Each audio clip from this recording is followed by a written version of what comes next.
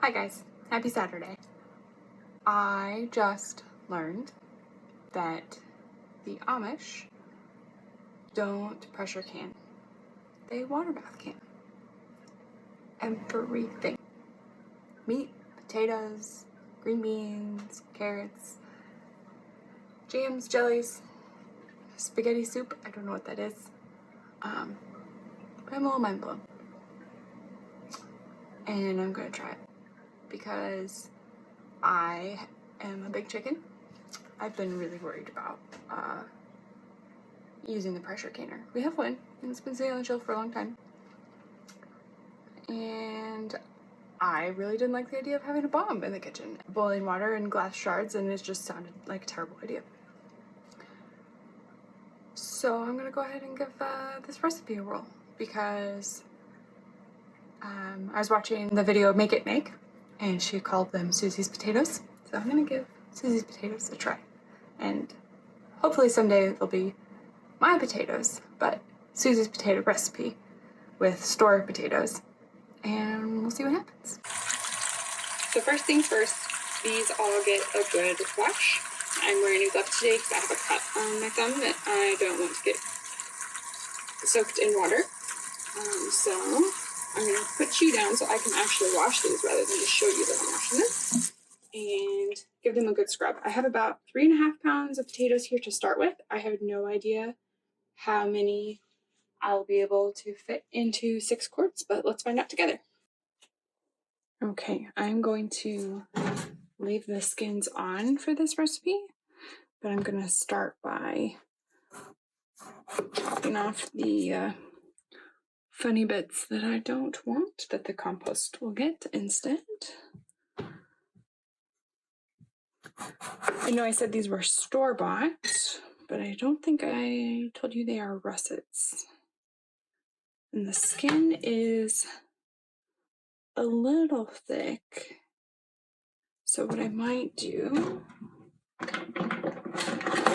is peel off some of that, just so I can keep as much of the potato that's good. And if there's any strangeness under where the skin looks a little odd, we'll be able to keep more of that. And I know the worms will love it.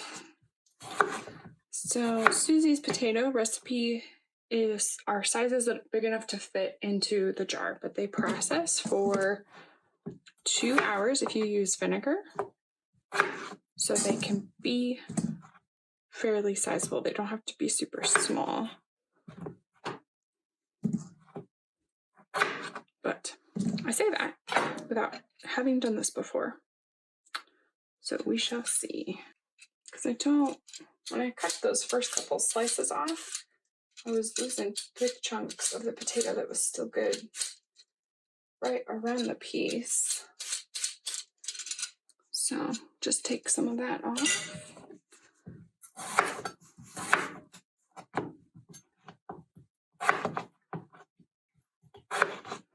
These pieces might be a bit small, but I think the more tightly they're packed, the more we can get into the jars. This little guy, I'm going to take that off.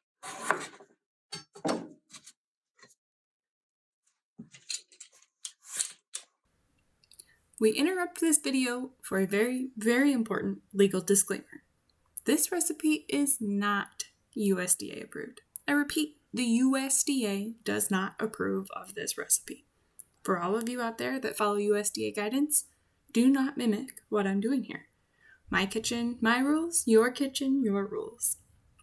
One more time for those who might have missed it, this is a non-approved recipe and is not considered safe from the USDA. As you can see, I'm not deterred by this fact. Actually, I'm really excited about this. Like I said before, I was really apprehensive about using the pressure canner. This is much easier. It's nearly stress-free, and I always enjoy learning redundant methods in case we don't have the materials on hand. It's challenging to find details on what's referred to as rebel canning. Old cookbooks were a great reference for me to corroborate the tips and tricks that I had read online. If you go digging, I recommend reading the comment section of, quote, rubble canning videos or articles. You'll learn a lot really quickly about how divided people are on this topic, and their lists of reasons why. I found this to be enlightening and entertaining. It's a great reference of the pros and cons from each side. Amish communities have been using this recipe for generations. Do your own homework to determine what you feel is best for your family, and I, of course, will do the same. I'm not trying to stir up controversy. There's enough craziness in the world already today. I'll just leave you with this fun little fact on demographics. The Amish population doubles every 20 to 25 years. In my opinion, they are thriving. One last note, I spent nearly an hour chopping potatoes. I cannot chop potatoes as quickly as you're watching now. Your time is valuable, so enjoy this musical interlude.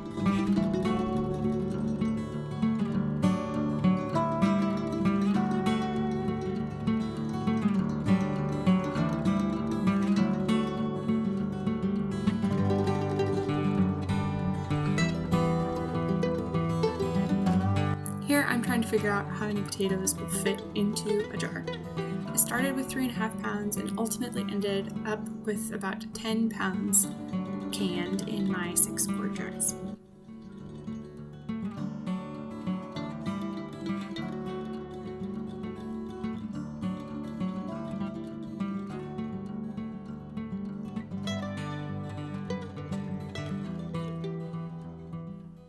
Okay, now that we know how many potatoes fit into a quart jar, let's do a little editing experiment and just see how fast we can make this peeling go.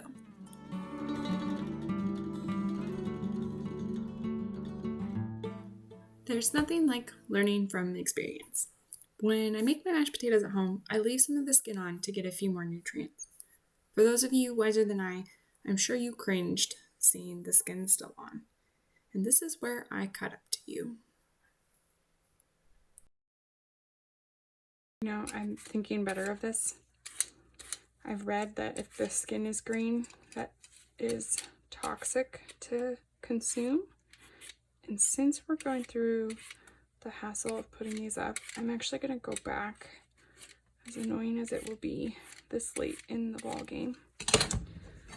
And I'm going to skin these all the way. Better safe than sorry. And it's not lost on me that I'm just said better safe than sorry when I'm talking about rebel canning. So hope you appreciate the irony there.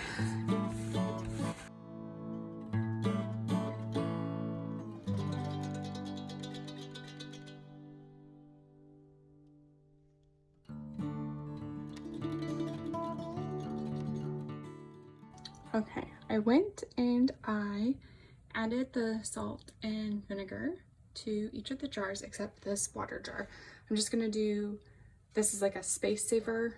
I couldn't get another quart jar in here with the extra trivet, so I'm doing 6 jars in 1 water, and this will, each jar will have a teaspoon of salt, and I'm using Redmond's, and a tablespoon of distilled white vinegar.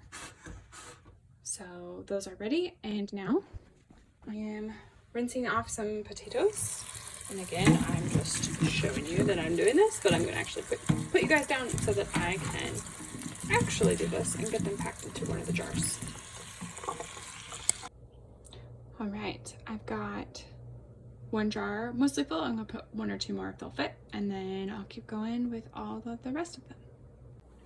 Okay, so we took a little time out and I cleaned up those potatoes that I had decided halfway through just to peel all the way. And because they're store-bought, I'm feeling much better about this. I don't know what they were, air quotes, washed in. And I don't know, I don't know what could be on the skins, so I'm feeling much better. 3.5 pounds got us 2 and barely a half of quarts. So now I have a 5-pound bag here. I'm going to peel all of these, move the skins over into my compost bucket here, and then once I'll rinse them all off so there's no peels, rinse the cutting board off, and slice these up and see how far 5 pounds gets us into the jars.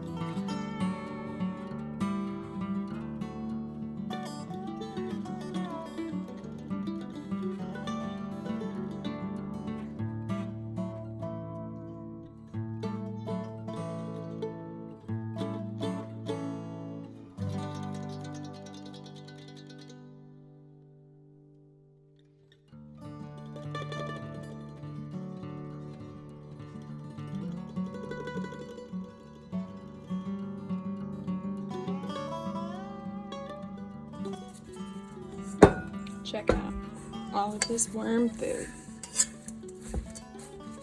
Be awesome.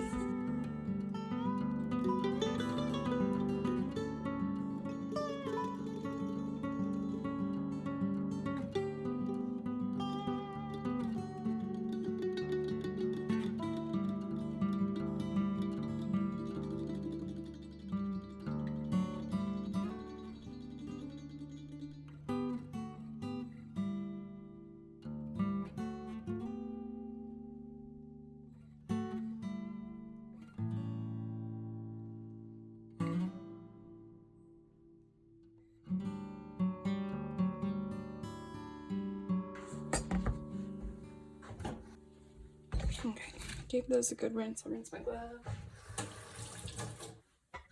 Trying to work quickly-ish so that they don't start to brown.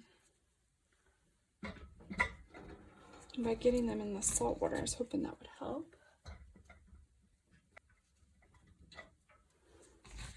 And I think it seems to.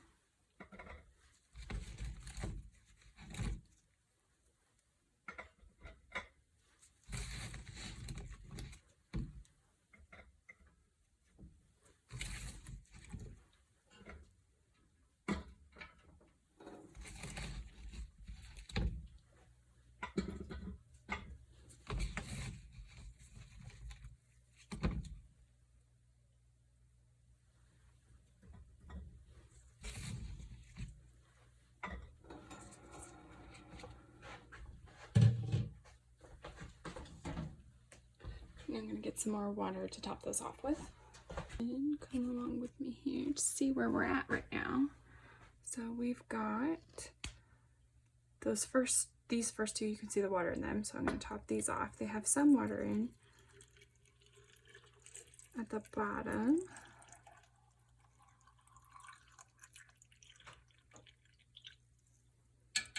From when I had those just a few extra. That one's starting to turn a little green. I didn't trim that one very well. I'm gonna grab this guy. And maybe it's front, or no, is that just the light? I think that's just the light. Nah, just in case.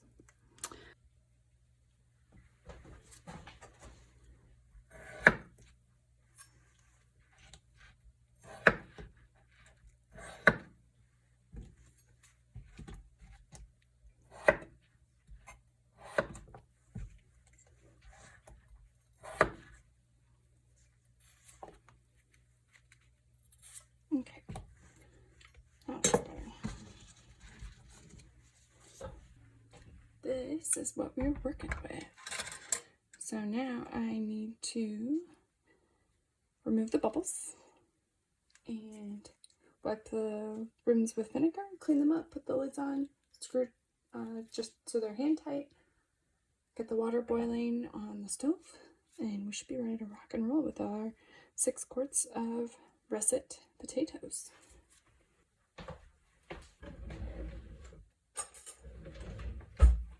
don't have a bubble knife, whatever it's called, but I do have a ceramic chopstick. I could use these for lots of things, like stirring sourdough, because I know sometimes using a metal knife is not a good thing. And I don't think I'd be able to pack. Well, if I dropped a metal knife in here, I'd be slicing all the potatoes. So, ceramic it is. Get some of those bubbles out. Get these guys back in here. And just go clockwise.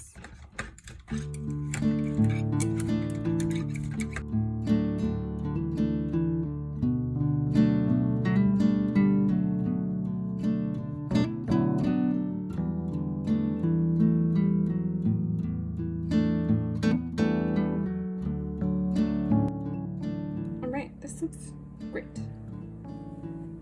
Just a dab of vinegar on this rag. Use that to clean the rims here. This is a clean towel.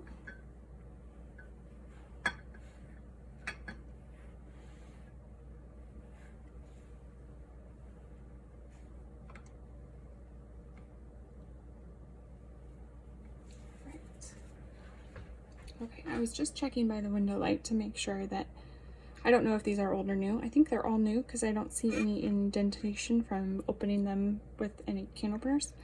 But what I did was I checked to make sure that this was smooth and thick and even, and that should get us a good seal. Again, I don't know if these are new or old. USDA canning regulation guidance, however you want to call it, says to use new lids always.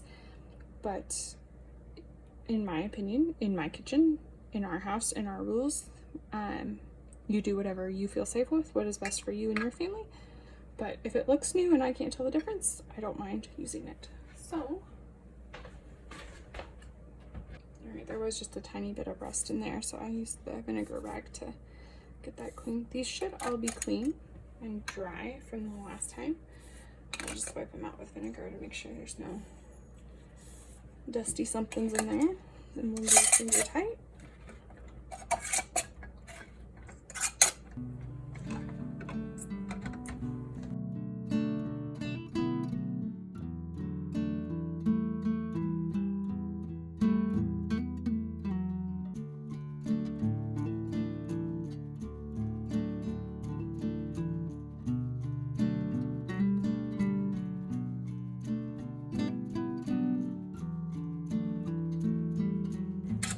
Don't know if you'll be able to see this, but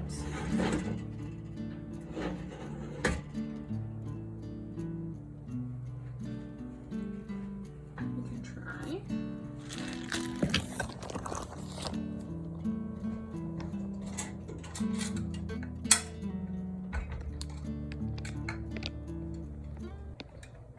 I don't know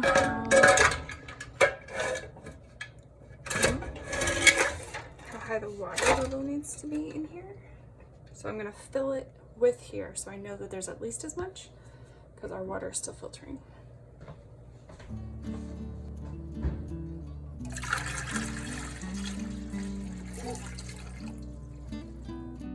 Ta-da! Here are our Susie's potatoes. I stopped filming so you wouldn't watch water boil for 2 hours. I finished filling the pot with at least 2 inches of water over the jars, and I also kept water boiling in our kettle to refill and keep the water level high enough.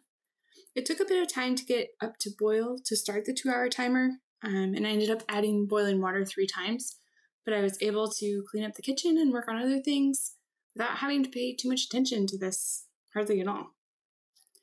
Since this, we've also canned a couple dozen more jars of potatoes.